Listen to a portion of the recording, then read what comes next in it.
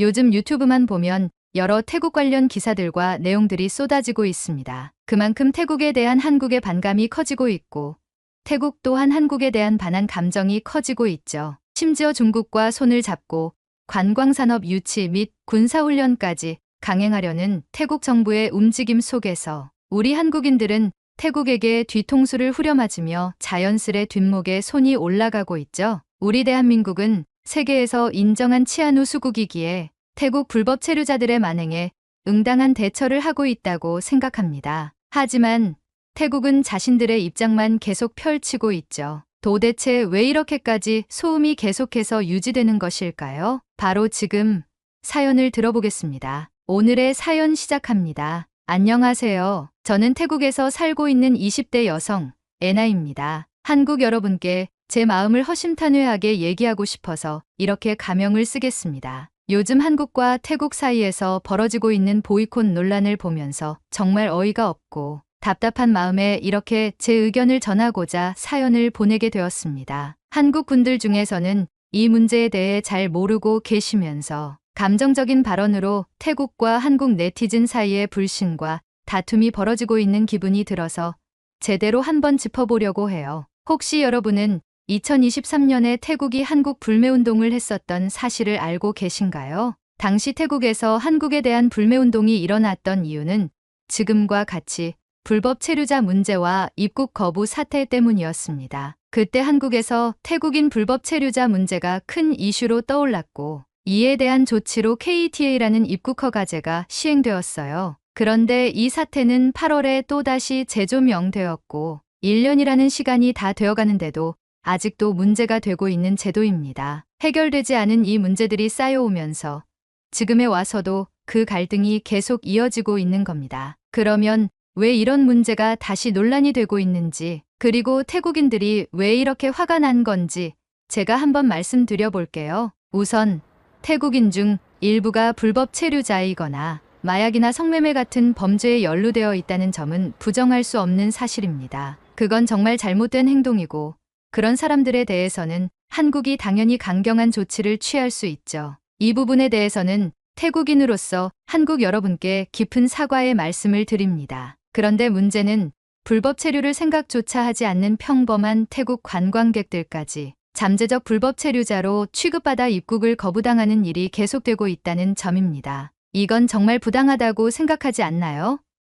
KTA 제도가 얼마나 복잡한지 여러분이 아신다면 이렇게 저희가 목소리를 높일 수밖에 없는지에 대한 이유를 아실 거예요. KTA 전자여행허가제는 세계적으로 몇몇 나라들에서만 시행 중인 제도인데 대표적으로 미국, 캐나다, 호주, 뉴질랜드, 스리랑카가 있습니다. 이 나라들은 지리적으로 고립되어 있거나 관광객의 비자 문제가 자주 발생하지 않기 때문에 전자여행허가제를 통해 여행객을 미리 관리할 필요가 있죠. 하지만 한국은 다릅니다. 한국이 속한 동아시아와 동남아시아 국가들 중에서는 전자여행허가제를 도입한 나라가 거의 없습니다. 이 때문에 KTA 제도는 혼선을 일으킬 여지가 많습니다. 원래 무비자 협정이라는 건 서로의 국민들이 여행을 보다 쉽게 할 수 있도록 국가 간에 체결된 것이에요. 여권만 들고 바로 출발할 수 있는 편리함을 제공하는 것이죠. 그러나 KTA 제도는 출발 72시간 전에 허가를 받아야 하고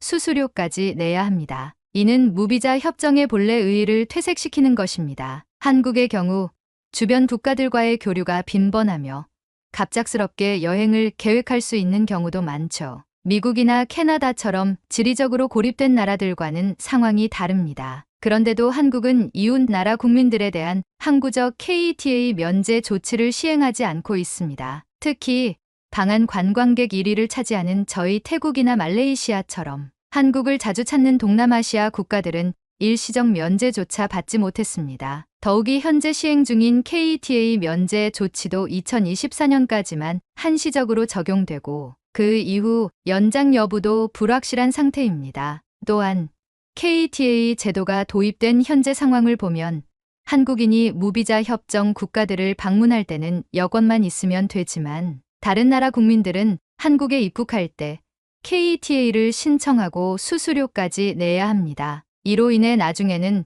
무비자 협정국들도 한국인에게 동일한 조치를 취할 수 있다는 우려가 있습니다. 외교 협정에서는 상호주의의 원칙이 기본이기 때문에 한쪽이 불리하면 상대국에서도 동일한 조건을 요구할 가능성이 큽니다. 무비자 협정국에서 불법 체류 문제가 걱정된다면 차라리 무비자 협정을 중단하는 것이 더 낫지 않을까요? KETA 제도는 기본적으로 72시간 전에 신청해야 하지만 항공여객의 경우에는 상황이 다릅니다. 항공사들은 출발이 임박한 항공권을 할인 판매하는 등 손해를 최소화하려는 노력을 하고 있는데 이럴 때 갑작스럽게 여행을 결정하는 사람들도 적지 않죠. 하지만 KETA는 이런 긴급 여행객들에게 불필요한 장애물이 되고 있습니다. 예를 들어 말레이시아에서는 100명의 KETA 신청자 중 20명이 불허 판정을 받았다는 사례도 있었어요. 이렇게 높은 거절률로 인해 많은 여행객들이 한국 여행을 포기할 수도 있는 상황입니다. 그리고 KETA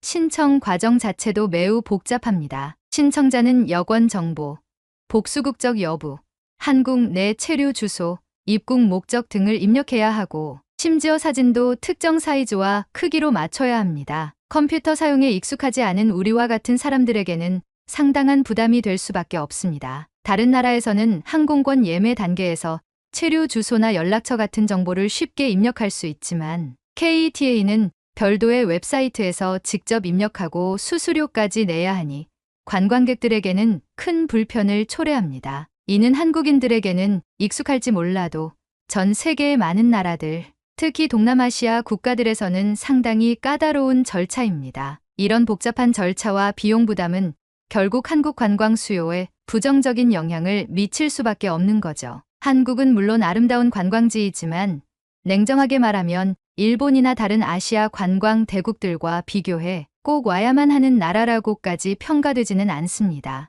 일본 같은 가까운 나라는 이런 제도를 시행하지 않기 때문에 굳이 복잡한 절차를 거쳐 한국에 오기보다는 다른 나라로 여행지를 바꾸는 사람이 많아질 수밖에 없어요. 그래서 우리 태국인들이 한국 오려다가 일본으로 간다는 이야기가 나오는 것도 이런 맥락에서 이해할 수 있습니다. 전자여행허가 제도가 전 세계적으로 널리 퍼지기 전까지는 이 제도가 오히려 한국 관광업에 악영향을 미치고 있다는 사실을 인정해야 합니다. 한국은 아시아권에서는 아직 낯선 이 제도를 도입했고 이로 인해 방한 관광객이 급격히 줄고 있으며 이는 반한 감정으로도 번지고 있습니다. 태국 입장에서 보면 KETA 제도는 여행객들에게 과도한 부담을 주고 있으며 태국 관광객의 한국 방문을 방해하는 큰 요인이 되고 있습니다. 대한민국은 물론 불법 체류 문제를 해결하려는 목적이 있겠지만 현재의 KETA 제도는 오히려 한국에 대한 반한 감정만 부추기는 꼴이 되고 있는 것이죠.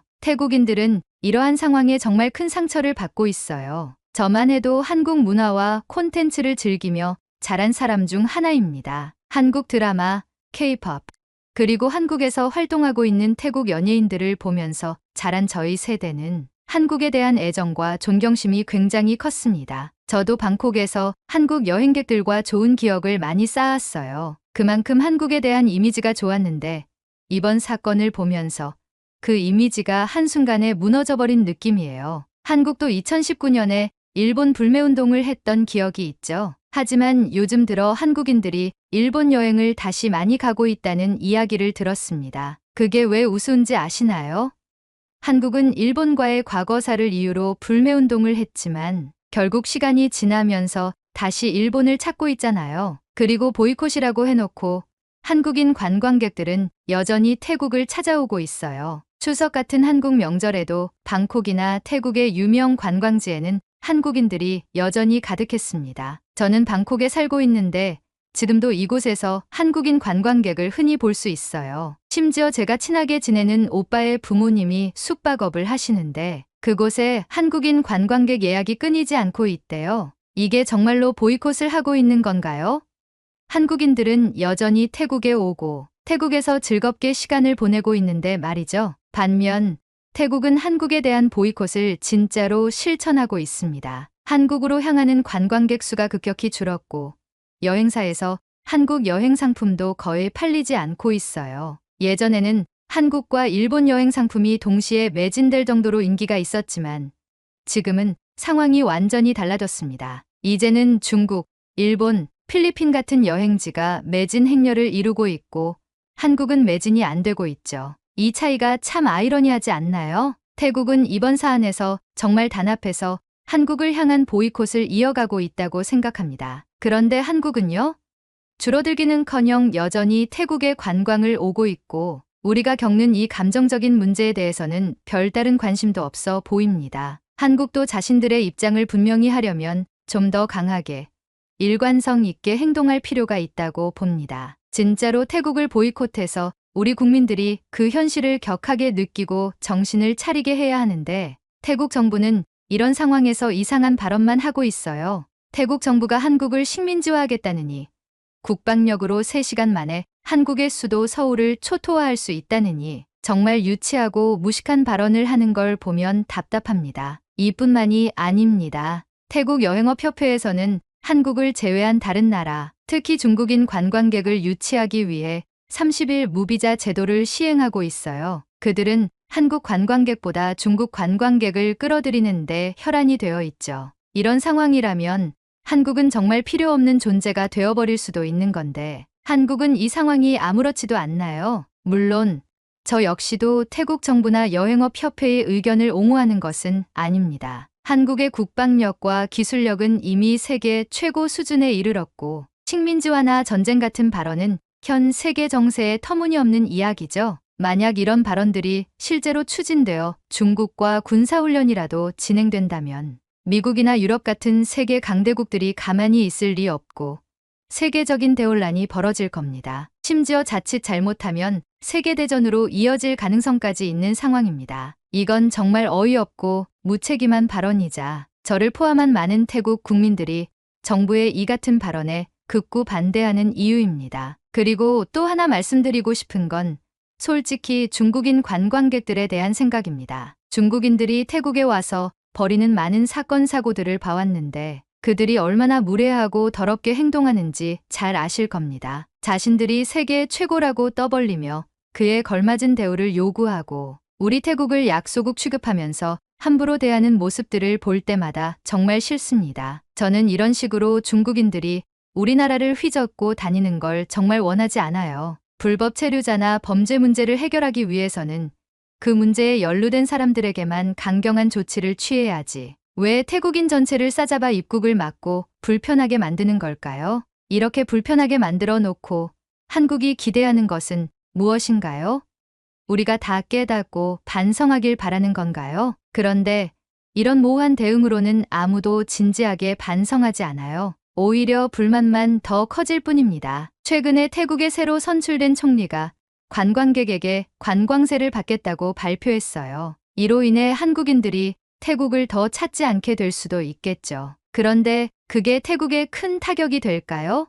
저는 그렇게 생각하지 않아요. 저희 태국은 세계적으로도 유명한 관광지이고 우리의 아름다운 자연과 유산을 자랑스럽게 여깁니다. 한국인 관광객이 줄어든다고 해서 태국의 관광 산업이 크게 휘청일 일은 없을 거예요. 오히려 일본과 중국 관광객들이 더 많아지고 있기 때문에 태국은 앞으로도 잘 나갈 겁니다. 관광세를 통해서 더 많은 발전도 기대할 수 있겠죠. 저는 개인적으로 한국과 태국 정부가 이번 기회를 통해 서로 감정적으로 대응하지 말고 정말 필요한 문제들을 냉정하게 해결해 나가길 바랍니다. 양국이 서로 감정적으로 부딪히기보다는 상호 존중을 통해 문제를 풀어나가는 게 더 발전적인 방향이 아닐까요? 예를 들어 최근 태국 총리가 손가락 하트를 만들었다고 비난을 받은 사건을 아시나요?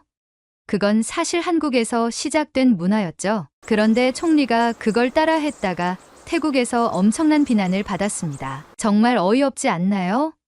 총리는 결국 사과했고 사건은 일단락되었지만 이런 일이 자꾸 벌어지는 걸 보면 참 마음이 아파요. 한국과 태국은 서로에게 많은 영향을 주고받는 나라들인데 이렇게 서로 불편하게 지내는 게 맞는 건가요? 저는 태국의 젊은 세대가 여전히 한국 문화를 존경하고 사랑한다고 믿습니다. 저만 해도 여전히 한국 드라마를 보고 K-팝을 들으며 한국을 좋아하고 있어요. 하지만 이런 갈등이 계속된다면 그 감정도 변해갈 수밖에 없겠죠. 그러니까 태국과 한국, 양국은 이번 기회를 통해 정말 중요한 문제들만 쏙쏙 뽑아 서로에게 피해를 주는 원인들을 정확하게 해결해 나가길 진심으로 바랍니다. 더 이상 서로를 탓하고 상처를 주는 방향으로 가지 않고 대화를 통해 진정한 화합을 이룰 수 있으면 좋겠어요. 언제까지 서로 불편하게 지내야 할까요?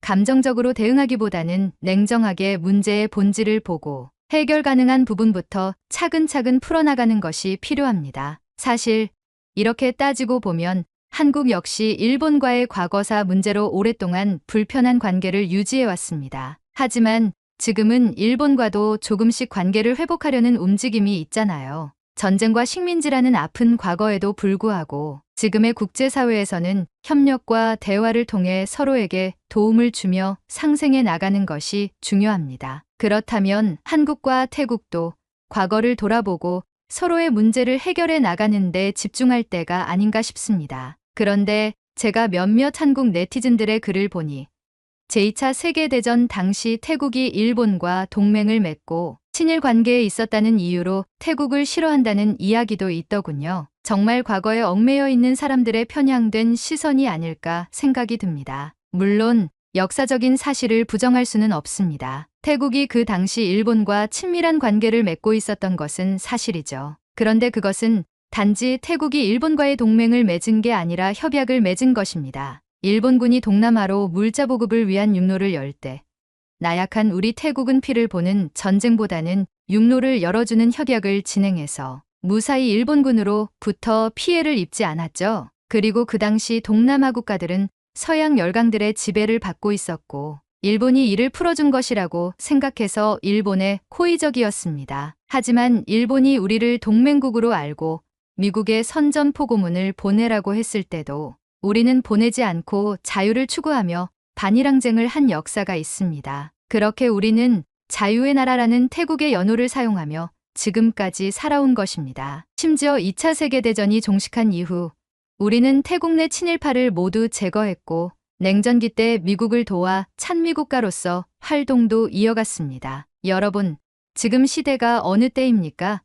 지금의 태국은 과거와는 다른 시대를 살고 있습니다. 과거에 얽매여 있는 일부 사람들만이 여전히 그런 관점에서 바라보겠지만 지금의 태국인들은 그렇지 않습니다. 우리는 한국을 좋게 보고 있으며 한국의 경제 성장 속도, 기술력, 그리고 문화의 세계적 파급력을 부러워하고 존경하는 마음을 가지고 있습니다. 과거는 분명 중요합니다. 역사를 잊지 않고 교훈을 얻는 것은 필요하죠. 그러나 과거의 일만을 붙들고 현재의 관계를 악화시키는 것은 현명하지 않다고 생각해요. 이는 일부 사람들이 가진 편향적인 시선일 뿐 모든 태국인들이 그런 관점에서 한국을 바라보는 건 아닙니다. 오히려 많은 태국인들은 한국을 매우 긍정적으로 바라보고 있고 한국의 문화와 경제적 성과를 존경하고 있습니다. 이런 편견이 서로 불만을 더 키운다면 과연 이성적인 대화를 할 수 있을까요? 서로에 대한 잘못된 인식과 오해가 쌓이면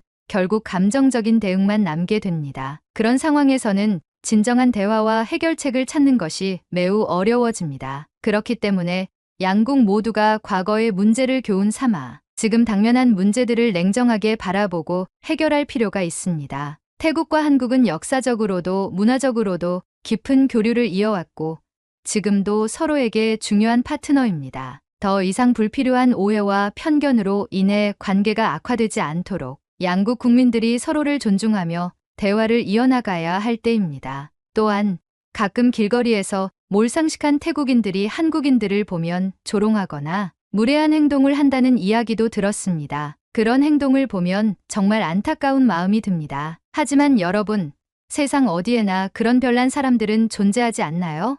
그렇기 때문에 그런 소수의 행동을 보고 태국 전체에 대한 이미지를 나쁘게 생각하지 않으셨으면 좋겠습니다. 저희처럼 정상적인 태국인들은 절대 그렇게 행동하지 않습니다. 한국인들을 존중하고 한국 문화에 대한 애정도 여전히 큽니다. 소수의 몰지각한 사람들 때문에 전체가 평가절하되는 것은 정말 억울한 일입니다. 이번 사건을 통해 태국과 한국 양국이 더 나은 관계로 발전할 수 있는 계기가 되길 진심으로 바랍니다. 갈등과 오해는 대화와 협력을 통해 얼마든지 해결할 수 있습니다. 서로 얼굴을 붉히고 감정적으로 대응하기보다는 우리 두 나라가 평화롭고 상생할 수 있는 방향으로 나아가기를 바랍니다. 오늘의 이야기 어떠셨나요? 오늘의 이야기에 대한 여러분의 생각을 댓글에 남겨주세요. 오늘의 사연이 마음에 드셨다면 구독, 좋아요 부탁드리겠습니다. 긴 이야기 끝까지 들어주셔서 진심으로 감사합니다. 앞으로도 좋은 사연으로 여러분을 찾아오겠습니다. 시청해주셔서 감사합니다.